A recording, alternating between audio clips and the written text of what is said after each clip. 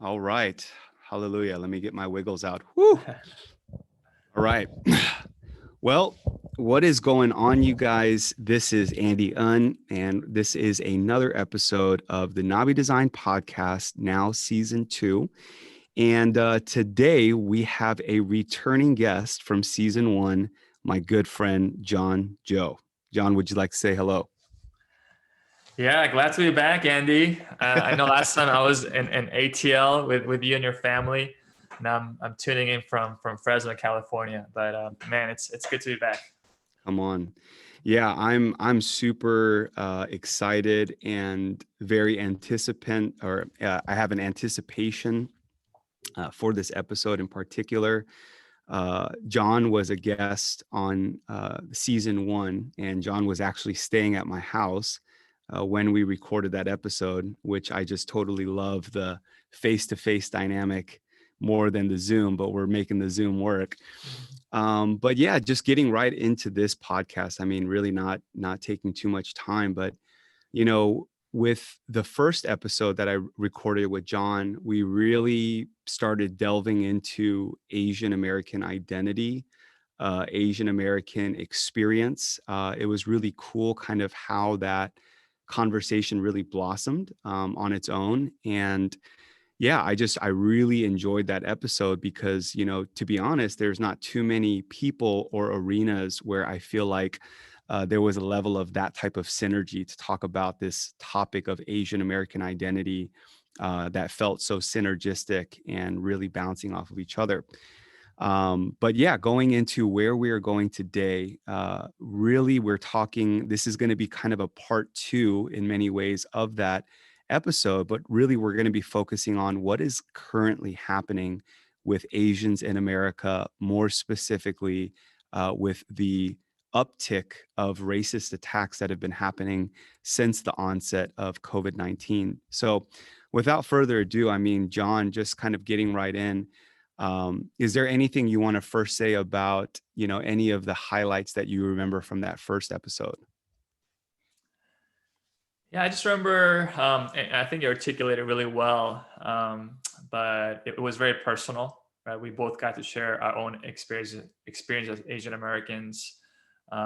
We talked about our families, our upbringing, and but things have changed, right? Things have changed since the world has changed. Like we went through a year of pandemic, crazy politics, and even when it comes to like the expression of what it means to be an Asian American in the U.S., right? Like movies like Minari came out, Crazy Rich Asians last year.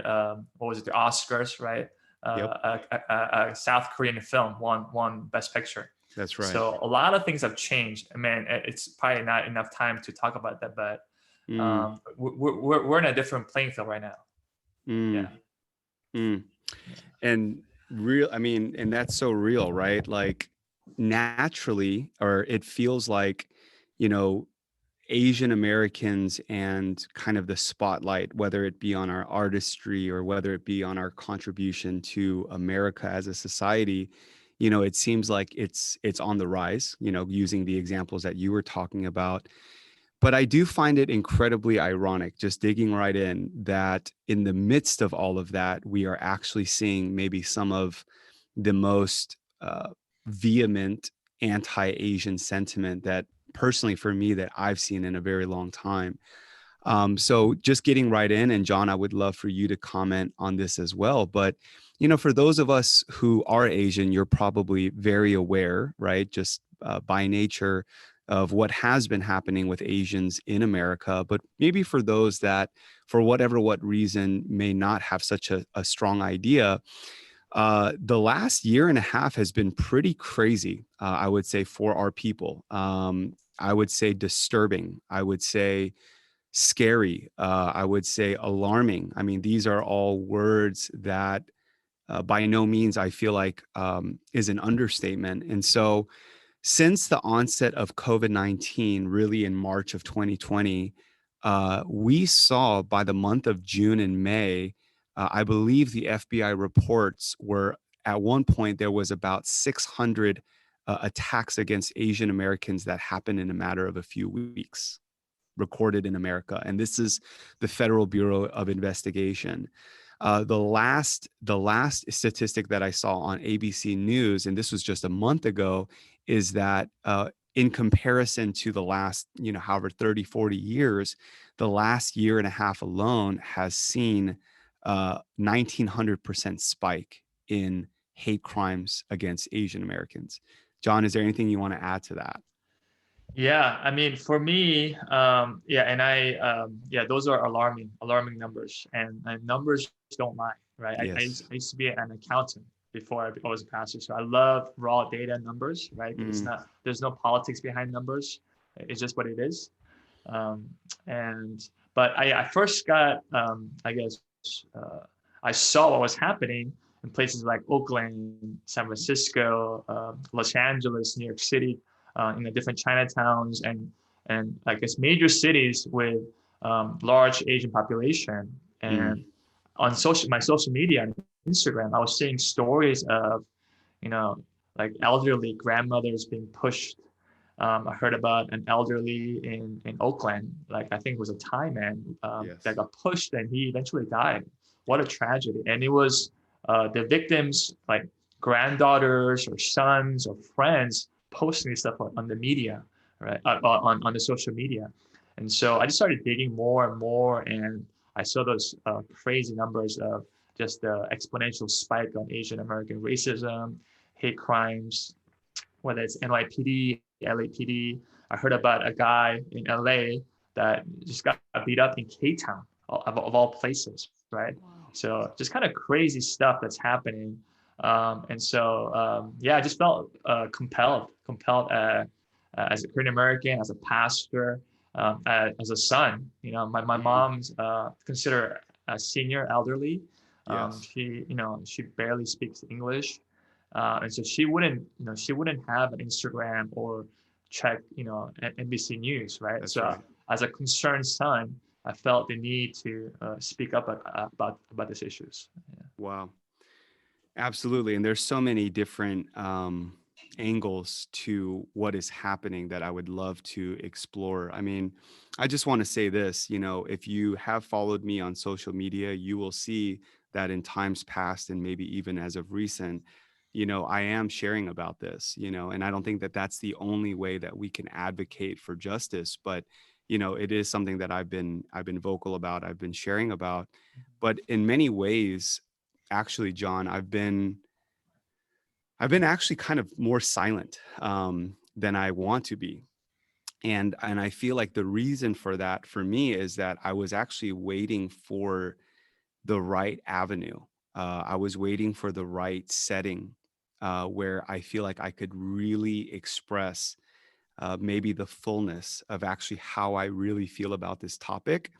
Because for me, I don't see it in this, binary or this linear way, but I see it as a phenomena of what's happening to Asian Americans.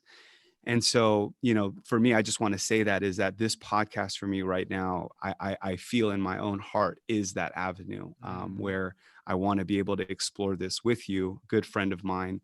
And we both just happen to be INFPs. I'm just saying, okay? Okay.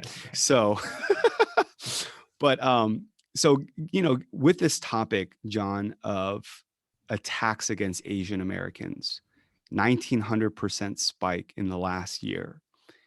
If you were to try to discover or take a poke at why this is actually happening, obviously it's such a macro issue, but what would you say would be some reasons as to why this is actually taking place? Sure. Yeah, I think it's a complex thing. It's a combination of things. I think first I would say this crazy environment of coronavirus and the pandemic and the quarantines has created a mental health crisis, Yes. and so I think with that comes like a lot of anger, frustration, and Asian Americans are kind of an easy target. With the model minority myth, or you know, a lot of Asian Americans still feel like we're in the invisible minority or perpetual foreigners, right? So, and Mm. especially the elderly Asians, Wow. right? Like 90-year-old Thai man Wow. 68-year-old Chinese American woman. They're Wow. easy targets. And Wow. generally, Asians are taught to conform, to respect their elders, to not speak out. And we're probably the minority group that least reports things like hate crimes, right? Wow. We're just good at like sucking it up, working hard, not being victims, right? And so Mm, those numbers could be actually underreported. And mm. so I think there's something about like a scapegoating, Yeah. perhaps. And Yeah. this is not against any particular, like, I'm not talking about like white supremacy or anything Mm. like that. I'm just talking about like, I think one actor put it very well. Asian Americans are being attacked from everywhere, right? So it's not one race, because racism is, it's not political. It's a That's right. sin issue. It's a Yeah. human issue, and every people group has a form of racism. Even That's right. Asians can be That's right. racist, right? That's right. So, but what I'm seeing is this combination, this kind of um, really explosive environment toxicity with Yeah. even with politics, right? With what we went through, the 2020 election that was so divisive. I think Yeah. all that anger and frustration somehow, um, it's it's funneling somehow to Asian Americans. And one other thing I want to say is language matters. When we Mm. call the virus like China virus, Kung Mm. flu virus, whether Mm. they meant it or not, Mm. people are gonna interpret that certain ways, right? For Sure. example, I had a personal experience of in California, Yeah. Fresno, walking with a buddy of mine and some sisters from the church. We see high school kids and college kids walk by us and call us coronavirus, right? I was Wow. shocked to experience that in California, right? Wow. And we hear people like Jeremy Lin, who is one of the most well-known athletes in America, one of the faces of Asian American uh, athletes, get called coronavirus in the NBA. Mm. So they're getting that from somewhere. Mm. It's not out of nowhere. So yeah, Wow. I'll kind of put it there, and I would love to kind of hear your thoughts, Andy. Yeah, no, I mean, I agree with everything that you're saying. I think there's so many ways to examine what's happening from a sociological perspective, from the perspective of the pandemic and what that was doing to, people's psychological, state of health. And but I guess I just want to go to the jugular here of what I want to say, or what I would see in the midst of all of this is, I think you would agree with me, John. I think the pandemic did not instill racism against Asian Americans. I think it gave people an outlet to express it, Mm-hmm. right? And for me, as I think about, I'll just share a couple of stories here. When coronavirus first really started to become a thing, where by April of last year, people were really saying, okay, like, this is serious, this isn't just something that's going to go away, right? I remember around May or June was when I actually started to see on my social media some of these crazy attacks. I mean, you know what I'm talking about, the 2-year-old boy in Texas who got his face cut open. And I remember on what it was like a weeknight, um, I was following that link of a 2-year-old Chinese boy who got his face cut open with a knife, by I'll just say it, by a Hispanic American, from a remote town in Texas. And when I saw that, and I actually saw the photos, I'm not going to lie, John, like I lost it actually. And I lost it for so many different reasons. I lost it because my son, Takaya, was 2 at the time. And you don't even really have to try to identify with the photo, because it just happens naturally as you're watching the photo. And where my mind immediately went was, I put my son's face in that photo. And I literally thought about, I'm like, what would I be feeling right now as a dad, right? As a father of a son who literally did not do anything wrong, but was attacked for the simple fact that he had black hair and small eyes, that he was of Asian descent. Like, what would I actually be thinking, right? And this is just me keeping it 1,000. You know what I mean? Like, I can sit here and try to, pretend that I'm putting on the pastor hat. But in that moment, to be honest, what superseded that was just my heart as a dad. And I got so livid, John, and absolutely angry. And I was so deeply disturbed. And just to fast forward that story, I mean, so it's an interesting thing that happened that night. But I was so troubled to the point, John, I couldn't go to sleep. My wife was asking me if I was ready to go to bed, and it was like 11 o'clock at night, and I said no. I can't go to sleep. And so I'm sitting there kind of pacing in my living room, and out of nowhere, I felt the need to call my friend, a black friend of mine who's like a covenant brother. I mean, we are just the relational connectivity is so deep, and he lives out in Pasadena, California. He's a man of God, and we're just really good friends. But it was so interesting because out of anyone I could have called in the midst of feeling this deep pain for Asian Americans, you would have thought that I would have reached out to another Asian friend and try to find some consolation there. But the first person that came to my mind was my black friend, and I called him. And I'm not going to mention his name, but I called him, and I just started to pour out my heart, and I just said, "Bro, like, I'm so deeply troubled right now, and I can't really articulate what it is that I'm feeling." And I'll never forget what he said to me, because it actually still rings true. And I want to kind of just share some quick thoughts on it. But he said to me, he's like, "Andy, bro, like," he said, "what you're feeling is absolutely natural, because what happened to that 2-year-old kid was an abomination." That's what he said. He said, It's an abomination." And then he said, "But Andy, I want you to hear my heart on this." He said, "I think you're maybe getting a slight glimpse, not to say that this justifies it at all, but basically," he said, "this is what Black people have been feeling for the last 50 years." Wow. Wow. Yeah. And again, for the sake of time, I mean, that conversation turned into an hour and a half conversation. Mm, And I just want to say it like this: in the safety of friendship, when there's like real friendship, mm, it allows for real depth of dialogue to take place, mm, where I knew that he was not afraid to share, his honest thoughts about some of what was going on. And I wasn't afraid to share what I really felt, because, one of the things that I brought up to him was, I said, according to one of the reports that I saw, 2 out of 3 of these attacks were perpetuated by the Black community. And mm. that's just being real about it. That's not Yeah. attacking anyone. Like Yeah. you said, it's just data. And Yeah. whether we like that data or not, 2 out of 3 attacks in many cities were being perpetuated by the Black community.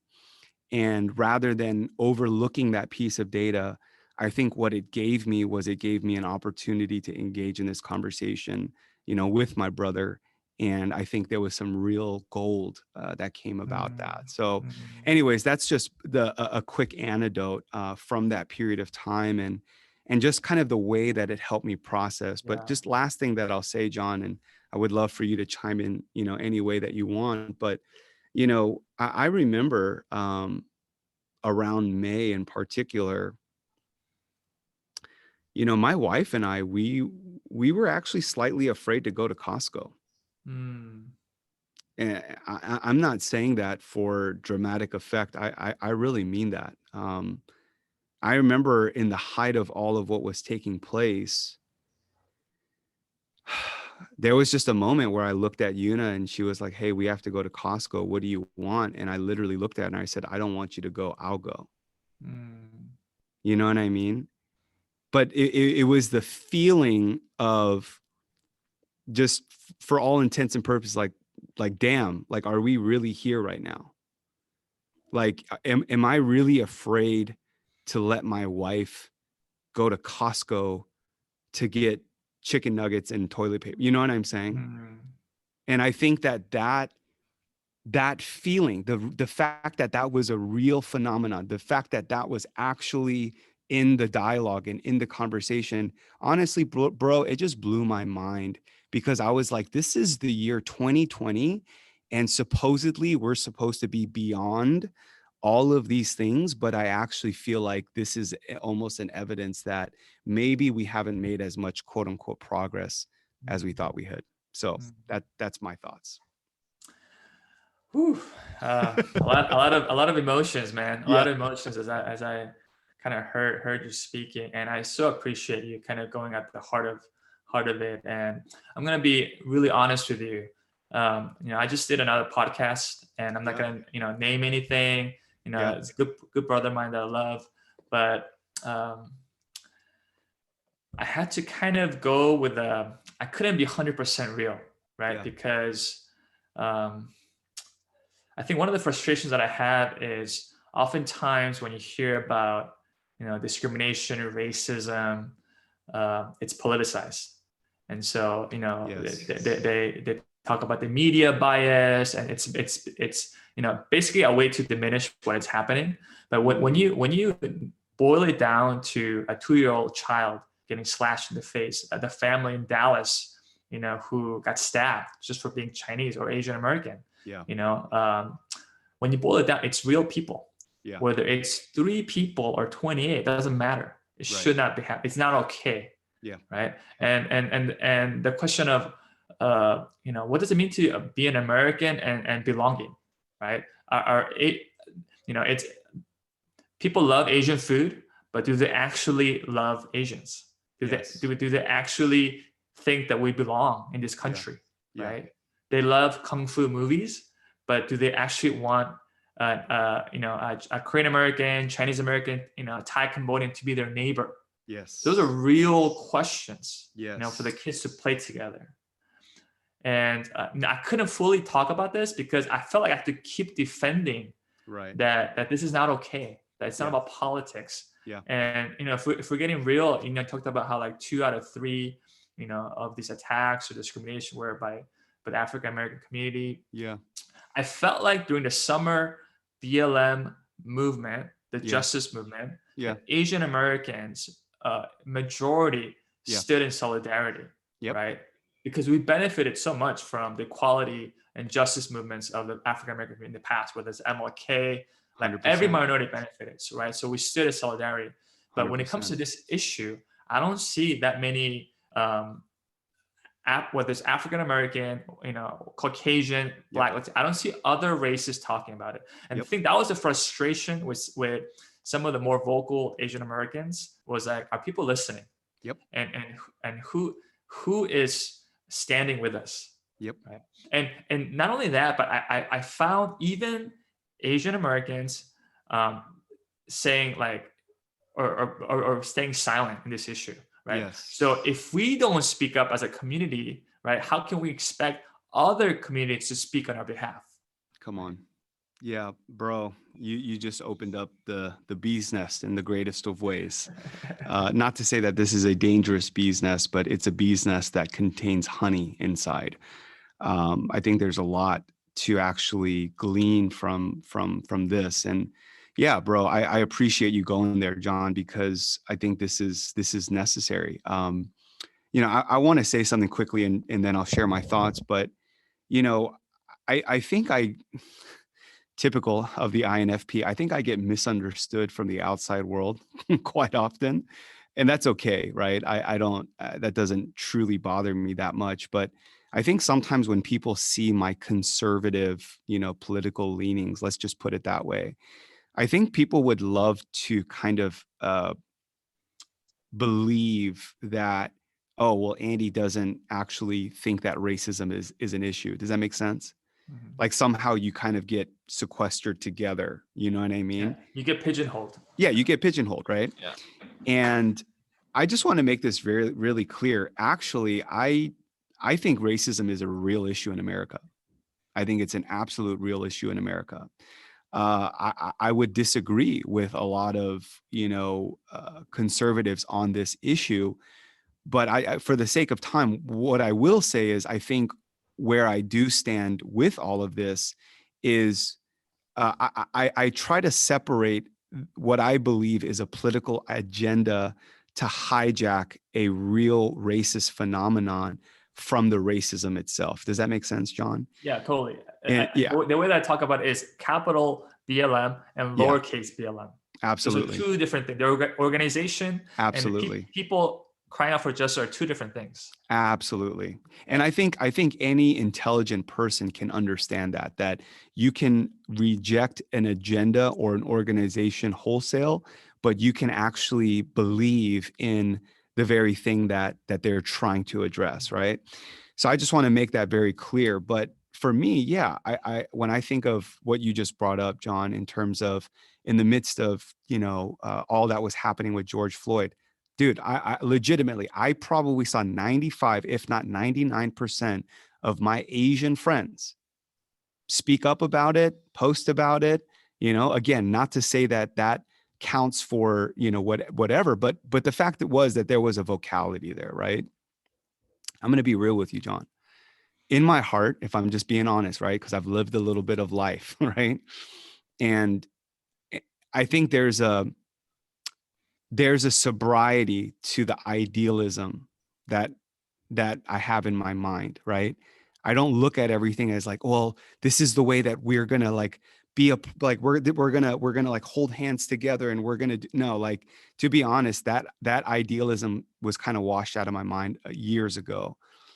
When I saw that happening, John, just to be honest, in my heart, and I was sharing this to some of my closest friends, I said, I promise you, when shit hits the fan for the Asians, you're gonna hear silence.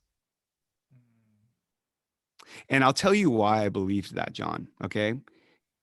This isn't a wholesale statement to say that Black people don't really care about Asians. This isn't a wholesale statement to say that white people don't really care about Asians. But I do think there's a level of truth there to say that when it actually, because let's just be real on this podcast, actions speak louder than words. That's right. If I care about you, John, right? If I care about you, and if you were to call me and say, Andy, like, I really need your help. If I really cared about you, John, I would be willing to get on a flight to fly out to Fresno to be by your side because this is the reality of my care for you. Does that make sense? Totally. And so, in that regard, I feel like it is a very inconvenient truth that I'm not trying to smother this in people's faces, but I think we have to kind of get rid of the idealism if we're going to go anywhere. And I think what I saw was I said, when it comes to other communities genuinely caring about the Asian cause, I think there's a measure of sentiment there that knows that it's wrong. But if I'm being really honest, I knew that no one was going to go to bat for us. And I'll just connect this here, and I want you to chime in, John. But this is where my very practical side comes in, because this is something I've been saying for years now. This is what I've been saying. I said, I don't post and I don't care if white people or Black people or Hispanic people repost what I have to post. And I'll tell you why. Because until I see Asian Americans come together in true solidarity, in true unity, no one is going to take us seriously anyways. So I just agree with everything that you're Yeah. saying there, in the sense that, yes, I think it is very unfortunate that other communities are not taking up the cause of the Asian American community at this time, especially when that service or that favor, let's call it for what it is, was provided in their time of need, right? But at the same time, what I'm also saying is, I also don't blame other communities for not taking our stuff seriously, because we don't even take ourselves Yeah. seriously. Yeah. Whew. A Sorry, lot bro. there. No, a lot there, man. No, man. Yeah, I'm getting fired up, but yeah, 100% I agree with you.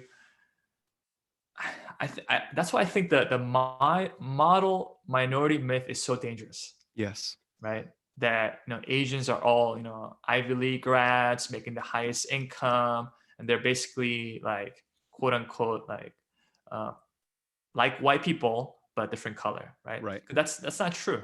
first of all, Asian Americans represent a wide spectrum. Right? We're Southeast Asians, we are South Asians, right? And a wide variety of socioeconomic, right? From underrepresented people like Hmong in Fresno. The Hmong Yep. people is like the majority of Asian Americans, and they're Wow. extremely underrepresented, right? Lowest socioeconomic, and so I think it's such a dangerous stereotype and myth. And secondly, I think that the internal critique is important, right? Yeah. Because for those of us who have bought into this model minority myth, right, basically, if we just kind of pigtail with the white majority or those in power, and we don't speak up, then they might not know that we're a minority or people of color. That's Right? right. We'll get the benefits as long as we don't we don't rock the boat, right? But what I'm encouraged by is there's a new generation of young people who Yes. have debunked the model minority myth that if we don't stand up for ourselves, nobody else will. Right? Mm. But it is a growing, I think, group of young people that are Yeah. using social media and different platforms. Right? When the mainstream media is still not really giving attention to what's happening to the Asian community, right? They're like, no, we're gonna. We talked about this, having a seat at the table, right? If we're not gonna have a seat at the table, we're gonna bring our own chair. That's right. And I think you said like we'll bring our kimchi soup to the That's table, right. right? We'll bring like our food. That's right. So I see that happening in a grassroots movement, but it's still not enough. That's There's right. still this maybe, I don't know if it's respectable or older, group of Asian Americans that are silent, right? Are not saying anything, right? They don't want to rock the boat. And if we don't take it seriously, if we're not standing up for our elders and our moms and our children, then how can we expect other community, whether it's Black, Hispanic, white, to take us seriously, right? Yeah. And that's been my frustration for a long time, and why I Yeah. feel led to talk about it. And I think you feel the same way Absolutely. as a leader. Absolutely. Well, yeah, and I think this is a real kind of natural segue because I want to leave a chunk of time to, I think more or less, John, I think you and I are in full agreement, and I'm sure any Asian American or anyone who's listening on this podcast, I'm sure you are resonating, right, to a certain extent, with the things that we're sharing, right? Because I think it's a collective experience, it's a collective consciousness. But I feel like the question now, right, going off of what you're saying, John, the question now is, in light of this moment in time, right, in light of the season that Asian Americans find ourselves in, whether it's culturally, spiritually, all of the above, the question is really like, how do we navigate this time, right? Because I completely agree with what you're saying. It's Asian Americans aren't being taken seriously. And as long as that is a reality, we will be taken advantage of, right? This is why we celebrate the Harriet Tubmans. This is why we celebrate Rosa Parks. This is why we celebrate those that have gone before us, in the sense that they were going to pay a price so that a larger collective would be taken seriously, right? Whether they meant to do that at the time or not.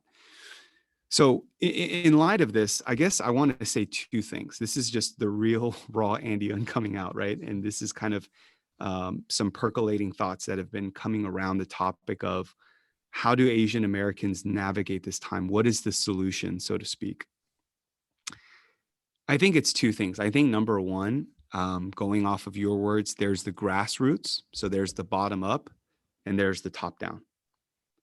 I believe that in order for any sort of holistic change to take place, it really is bottom up and it's top down.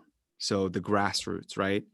Asian Americans, whether it's being more vocal, whether it is actually protesting, whether it is actually speaking out or educating people, all of these very grassroots way, engaging in conversation. You know what I mean?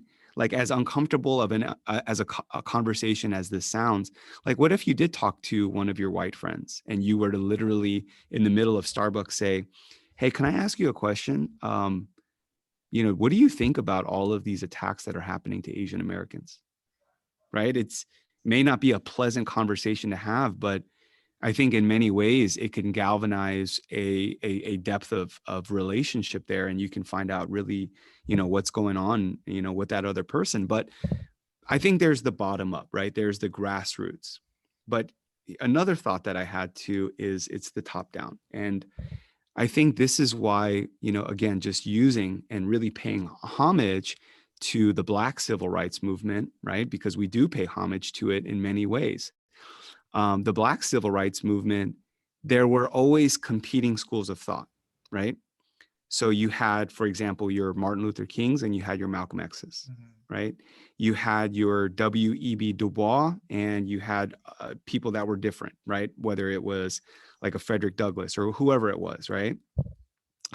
And my point here is, I think that just as much there needs to be a grassroots, there also needs to be a top down. And what I mean by that is Asian Americans have to become undeniable. We have to be so absolutely good at what we do that it speaks for itself. I'll give you an example. I love the Kinjas. I could do a whole podcast on why I love the phenomena of the Kinjas, right? But just to use them as an example, I think any dancer in the dance world, when you bring up these Asian American guys called the Kinjas, everyone pays them respect as the best of the best. Because the artistry, the craft, the videography, it all speaks for itself. So I think if Asian Americans are truly going to be taken seriously in this country, I'm just going to say it for what it is. We have to become people of influence. I'm not sitting here saying like, your sole purpose in life should be power, wealth, and all of these things. That's not what I'm advocating for. But I'm just saying, as a society, we won't be taken seriously until we become undeniable. What would you like to say to that, Yeah. Jon, if you have any Yeah. thoughts?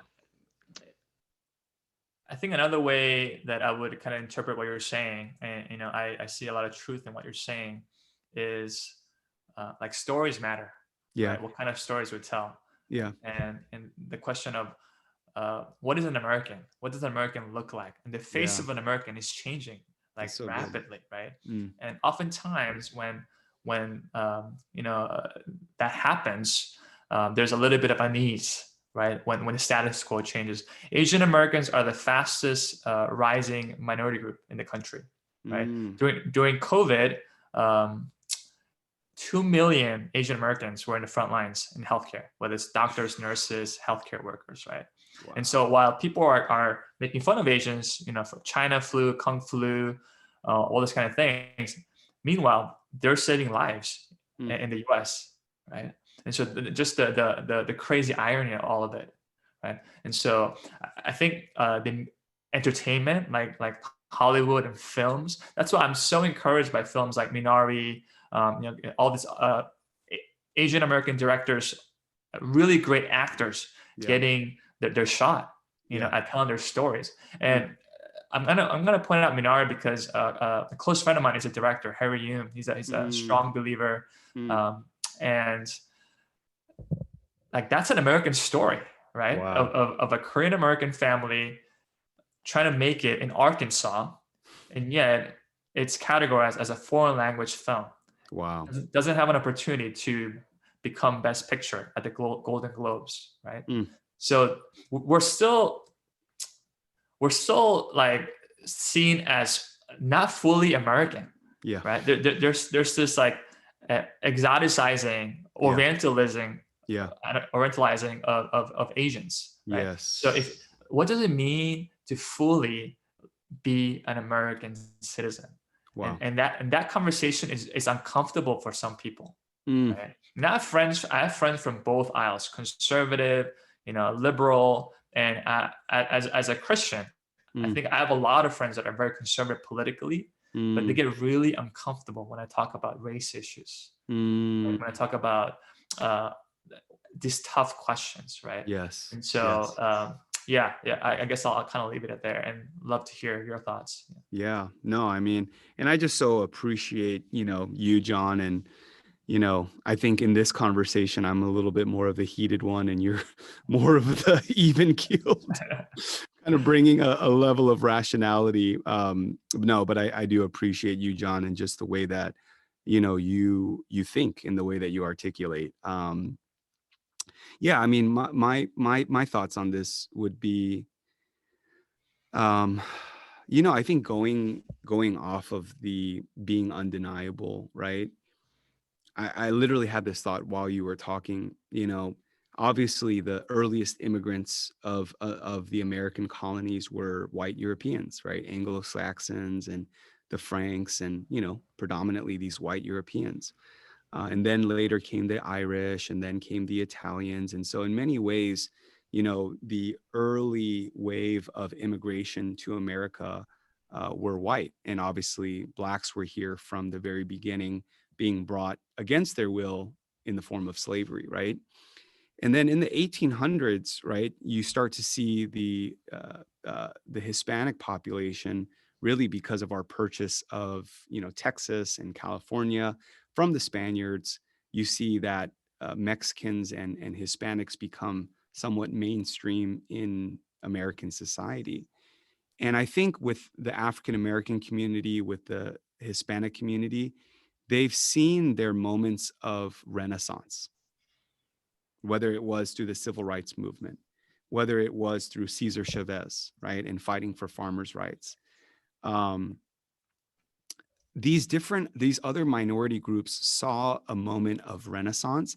And I'll just say it for what it is, Jon. There's something that's brewing in my spirit right now that feels like Asian Americans are in the midst of our renaissance now. I really feel like just maybe, right? Like the Chinese proverb says, maybe there's an opportunity in the midst of crisis, right? And that's really where I choose to channel my energy, Jon, right? Because I don't want to channel my energy to a place of hatred, bitterness, anger, resentment, any of these places. You and I both know that it'll never produce Right. good fruit out of our life, right? But I think what I choose to believe in this season, and I really want to get your thoughts on this too, Jon, is I choose to believe by the Spirit that actually there is a renaissance taking place, whether it's culturally, but I even believe spiritually. And this is kind of the one piece that I want to share. And I just want to hand the mic back to you. But, lately, one of the things that I've been pondering, meditating, actually spending quite a bit of time thinking through is actually the inheritance of Asian American Christians, specifically Mm. Korean Americans. This is a topic I'm very passionate about. I know you're very passionate about, Jon, and maybe we can do another episode on just this. But one of the things that I've been meditating on and actually journaling quite a bit about is the fact of the matter is, and I don't say this in arrogance as much as I say this in taking pride in the story of God of our people, is the fact that Korea is one of the craziest spiritual stories of all times. Mm. Again, I don't say this to our credit. I believe it's totally by the grace of God. But if you really think about what happened spiritually and then translated economically, politically, and all of these things, but if you think about what happened spiritually in the Korean Peninsula over the last 100 years, it is nothing short of the craziest miracle story. In essence, Korea, before the 1900s, was considered the poorest nation on the Eastern Hemisphere. The poorest. I mean, abject poverty. And in a matter of one generation, right? Some would say a generation is 70 years. We go from one of the poorest nations of the Eastern Hemisphere to one of the top producing nations of the Eastern Hemisphere, to the point where today in 2015, South Korea was considered the 13th largest economy in the world. That's just one aspect of this, right? But my point in saying this in terms of our story in revival history is that the Korean church has a deep revival history.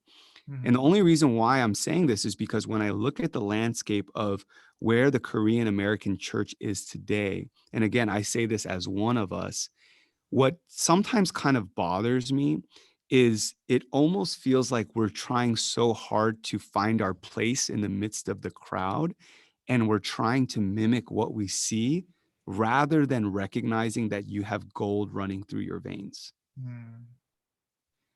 And again, I don't say this in any sort of ethnocentric way, but I think going back full circle to everything we're talking about, John, I think even from a Christianity standpoint, if Korean Americans, if Asian Americans are going to be taken seriously, even in the realm of spirituality, we have to first know who we are and what we carry.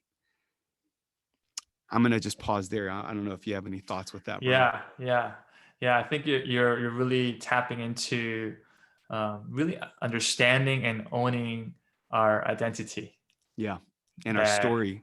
yeah, that being Korean American, Chinese American, Japanese American is not like 50% Korean, 50% American. I'm 100% Korean. I'm 100% American, That's right? right. And that there's so much beauty in our history, so much to contribute. Mm, As a Korean American, as a Korean American Christian, you talked about revival history, deep spirituality, morning prayer, and that hard work ethic, and yes. and and the communal mindset of sacrifice. Yes. That is not just about the individual, but I work hard for the greater good of the community, Come right? on. That the respect and honor of elders. Those are such good things that sadly our American culture really doesn't really value it that No. much. It's No. all about looking out for number one, right? Yes. And so these things that are not highly valued in our culture, in American culture, Koreans, I think if we have a burden to actually display that it's so aligned with the gospel, it's so Mm, aligned. And we talked about this, how there's often this binary talk when it comes to race issues and reconciliation, that what if Asian Americans, Korean Americans could provide a third way, that is yes. non-contentious, and Mm, and and actually more than that, I would say the gospel is a third way, right? mm, As a Christian, I 100% believe that true reconciliation cannot happen apart from the gospel, that's right. apart from what Christ has done, That's you right. know, self-sacrifice, so that he could make space for the other, right? That's right. If you really narrow down racism, it's discrimination, it's prejudice of othering, right? What's foreign, what you don't know, what you don't understand, because of fear and ignorance, you're Mm, othering people, right? mm, So the only way you can break that barrier is by making room. You're making space and room for the other. It's a laying down of power. That's what Christ did on the cross, right? So whenever you hear Paul's writings of Greeks and Jews, and separation, discrimination in the church, in the early church, he always points to the cross. It's mm, Christ who crucified his flesh to make room for two become one, for a that's new right. humanity, a new creation, right? That's And right. that's why I'm so burdened and passionate that the gospel has to be the third way. Come on. Yeah. And circling back to what you're saying about Korean Americans or any kind of immigrant Asian American population, is because we understand what it means to be in the in between, in the Yes. marginality, Yes. right? We can navigate between Yes. different cultures and not Absolutely. make it me against you, but let's have a different conversation, a third way, a Mm, different way of talking about where you're not my enemy, you're my brother, but these are real issues. Yeah. wow. Wow. Yeah, I mean, as soon as right when you were talking about that too, I just couldn't help but to think of Matthew 5, blessed are the peacemakers, right? For they will be Mhm. called sons of God, children of God. And I think you're absolutely right, John. And I think this is really where my heart is at. And this is what you and I were talking about, quite extensively on the phone the other day. But, I kind of want to, as we start descending the plane here a bit, I really do feel that very strongly, John. I believe that in the midst of the crisis of what's happening, both with America as a whole, but also with attacks against Asian Americans. I really do believe that there is a kairos, there is an opportune window. There's a window of opportunity where I believe in the pressure cooker of what is taking place, I believe if we can discover, what the Lord is saying, what God is saying, to Asian Americans and to Asian American Christians in particular, um, I just want to agree with you wholeheartedly that the gospel is the only answer for genuine reconciliation, right? Matthew 18, how can I forgive my brother unless I first know that I've been forgiven much, right? That's right. And Jesus says, freely give as you have freely received. I cannot freely give my forgiveness if I have not freely received that, right? But in that, I also, I believe with that is I believe that Asian Americans in particular are uniquely poised, using your words, because of our experience of liminality, of living in the margins our entire lives, of feeling like the perpetual foreigner. What Satan may have used as a curse, maybe God is using for the good. Mm. Maybe God is actually writing a story with something that has been the source of so much pain or so much heartache or so much injustice. Maybe, just maybe, God could be actually taking that and making it our greatest weapon and using it to actually see reconciliation. And honestly, I know that that process in and of itself is going to require Asian Americans in particular, myself included, to find the unshakable identity of who we are in God first and foremost. But I think if we can emerge from that place with great strength, brokenness, and humility on our heart, I do believe that actually we can be used. Mm. And I would even dare to say this, in leadership for racial reconciliation. Any Yeah. last thoughts from you, bro? Yeah. Last thoughts. I want to end, and I want to end with a note of hope Yeah, of what's happening here in Fresno, and come I on. feel extremely grateful for what the Lord is doing through church. And I pastor a predominantly Korean American English ministry, but through relationships really with other pastors, and not being afraid to say we're Korean American, we're Asian Mm, American, and this is mm, our expression of the faith, right? come on. I just got a call 2 days ago from a senior pastor from a pretty large church in Fresno asking us to do a joint service for Good Friday. Come And on. they asked me to share the pulpit with them. Come on. I don't know how he found my number, but he did, right? And every Monday night now, I take my leaders to an Armenian church, and we're doing men's discipleship together. Mm, And they're having a worship cohort, which is multi-ethnic, multiracial, right, at the same time in the same campus. So I'm seeing that the gospel has a way to break through every barrier, come on. right? And they're asking. I'm really grateful for this, that there's leaders, non-Asian leaders, that are asking Korean Americans to come have a seat at the table, Wow. right? And that is a move of God. That is not me. That's not my church. We're a really small church in Fresno, which is like the Texas of California. Nobody really knows where Fresno is, right? Right. I'm in a very small church, and yet, right, God is doing something beautiful in the body, Mm, where they're saying there's something really beautiful about Korean American spirituality, Asian American spirituality, and we need you, right? And that is a move of God. And I just want to end with that wow. as long as we own who we are, and we have so much to offer to the body, Mm, man, there's so much fruit and hope that can come out of this season. Yeah. wow. Well, Jon, I love everything about this conversation. I love the fact that you're wearing a blue shirt and I look like I'm wearing a red shirt and we look like the flag of Korea right now. But guys, thank you so much for tuning into this episode. I'm just so thankful for you, Jon, again. And yeah, Jon is a good friend, and I feel like on topics like this, we could literally talk for hours. And Mm, I think in many ways, today was not exhaustive in nature, but I think was really an initial conversation of, I think, many other things we may explore down the road. So again, thank you guys so much for tuning in to the Nabi Design Podcast. If you can leave us a comment and a review on Apple iTunes, that definitely helps us to widen our reach and to expand our audience. Thank you guys so much. Jon, thank you again, bro. Likewise, this was a lot of fun. Love you, For brother. sure. Love you too, man. All right, everyone. Have a great night. God bless.